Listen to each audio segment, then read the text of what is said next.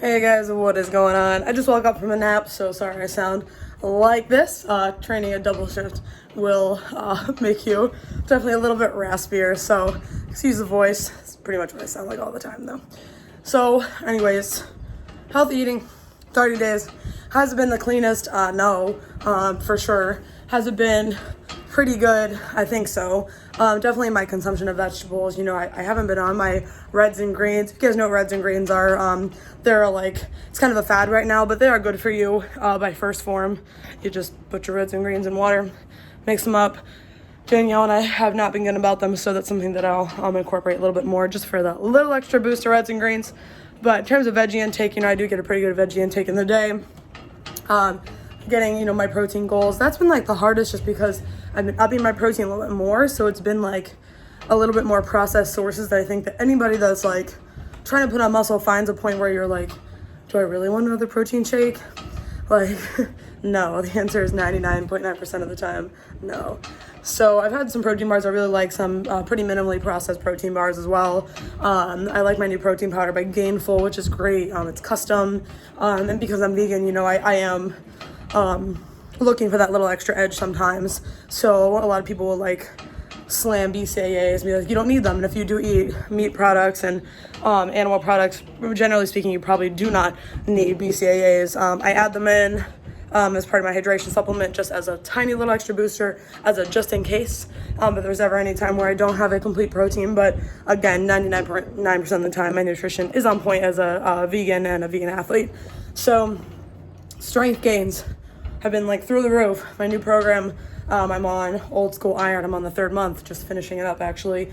Out of 4, killer, super killer. Like I've been doing a 22-day pull-up challenge. I'm looking at my charts right now. I've went from 10 in a row, like consecutive to 16. Hit that new PR today.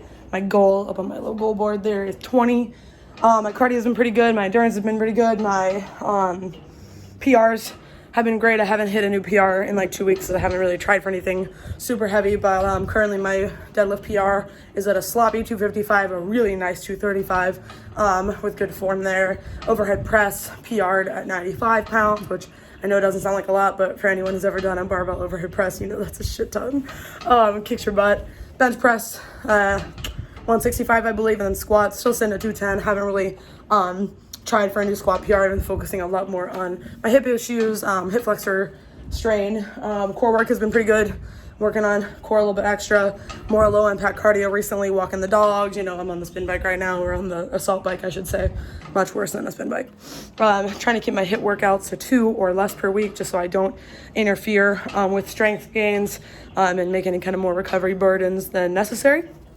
So, we're coming up toward the end of this 30-day period, and when it comes to weight loss or weight maintenance, my weight really hasn't changed dramatically. I think my muscle composition has changed a bit, because keep in mind this is only 30 days. Like when we're looking at a study, in general, studies that are short, when they're looking at muscle building or does say putting doing a top set of at a heavy lift such as your bench squat or deadlift, that top set and then a back off set, in that kind of volume, that kind of training, that kind of intensity, does that affect your strength goals or your strength training? Does creatine affect your strength? Those kind of studies generally run anywhere from 8 to 16 weeks. So this 4 week is a really small snippet and very anecdotal. Obviously, I have my margins of error for logging of my calories. What if I forgot that I put ketchup on something, or in my break, I had a protein bar and like one of those little Heavenly Hunks, which is like an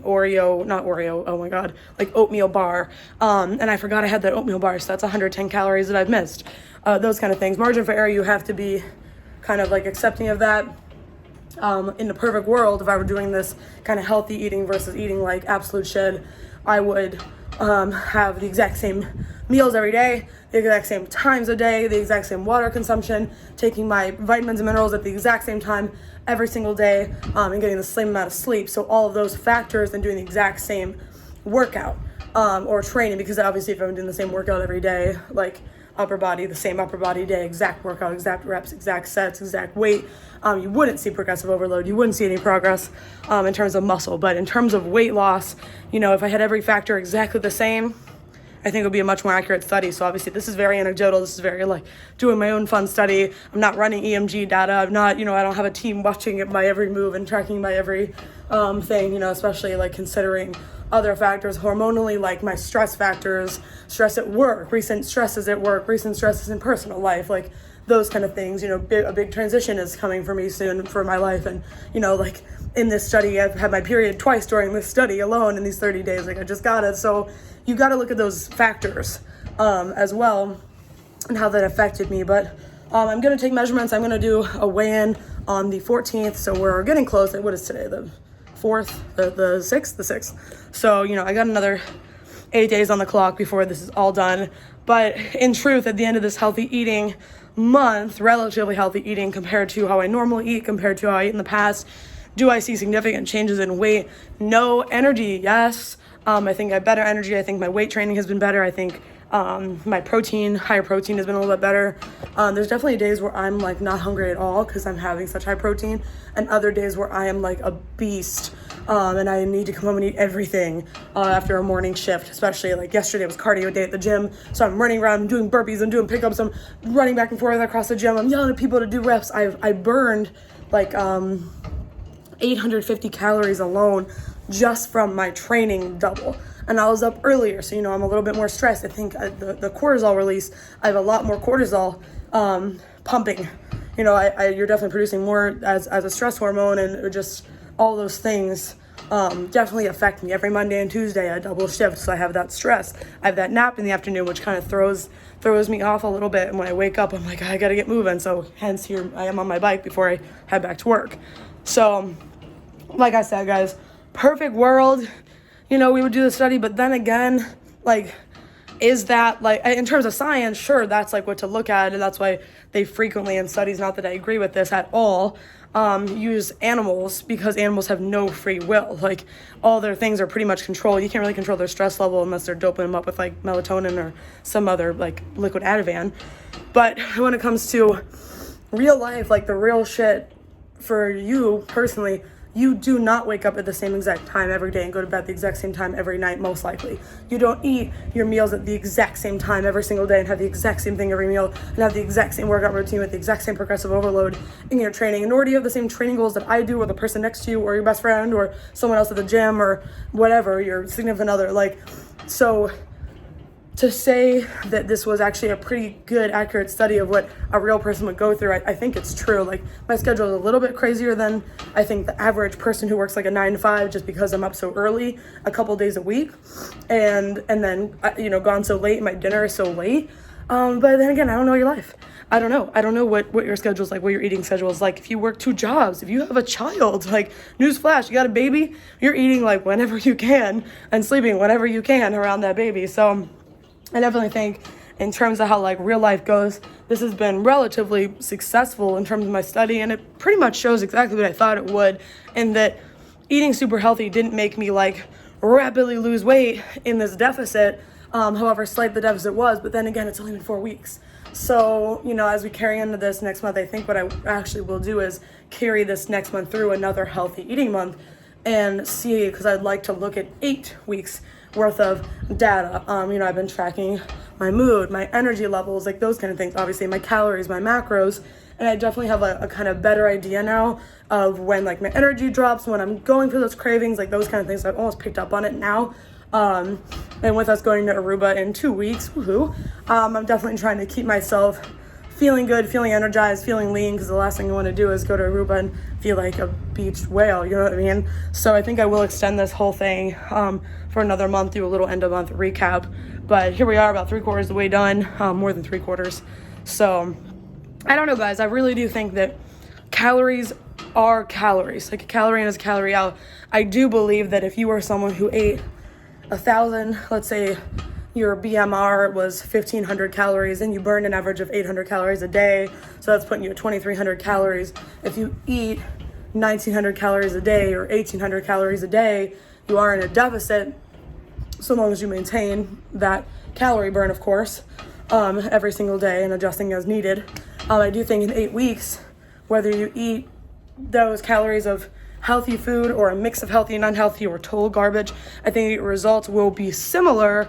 However, I think that there are other things that would be much more largely affected, probably muscle mass. If you're not getting in protein, adequate amount of protein, then you will probably have some muscle loss, and your body fat percentage may increase. And what that means is not that you've gained weight, it's that your ratio changes. So let's say, like, how do I make this in a simple way? You weigh 150 pounds and you have 20% body fat, and your muscle mass is at, let's just call it, just make it simple, 20% fat, 80% muscle. You lose muscle, so you're down to 70% muscle, 10%. That means that your ratio of muscle to fat is lower, so now your body fat is higher. That's why, like, people that are going for, like, cleans and bulks, their weight change is much more dramatic than someone going for body recomposition, because if you're recomping, if you're losing at about the same rate, if I lose 2 pounds of muscle or 2 pounds of fat and gain 2 pounds of muscle,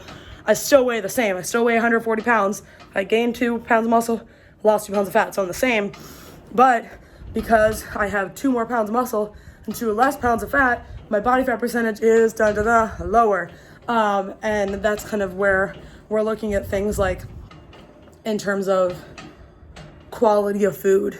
So if I'm getting in content, so if your protein content is high, but you are eating like shit, like if you eat cheeseburgers every single day, like 6 cheeseburgers, then odds are you're probably getting enough protein, but you probably have a high fat content, and you could see other adverse effects on your skin. So I know a lot of people who eat like absolute shit or eat a ton of dairy. Actually, dairy has a really adverse effect on a lot of people's skin. They have really bad skin. They have really bad acne. They have really bad acne on their shoulders, on their back, on their face, in that T-zone. You know what I mean?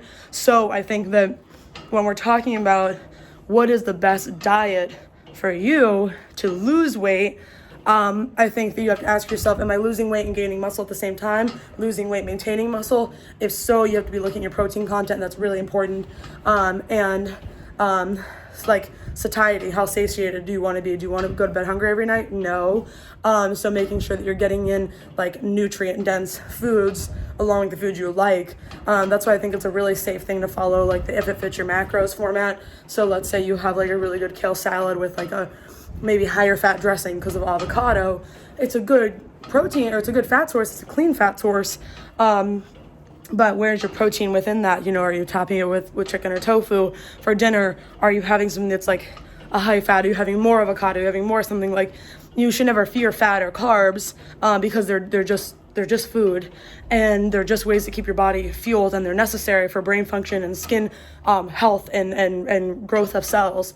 So if you are not eating fat, you will cause severe damage, and all the studies are showing time and time again that no fat, low fat diets cause incredible effects on your brain, and memory, dementia, brain function in general, regrowth of cells and health of cells.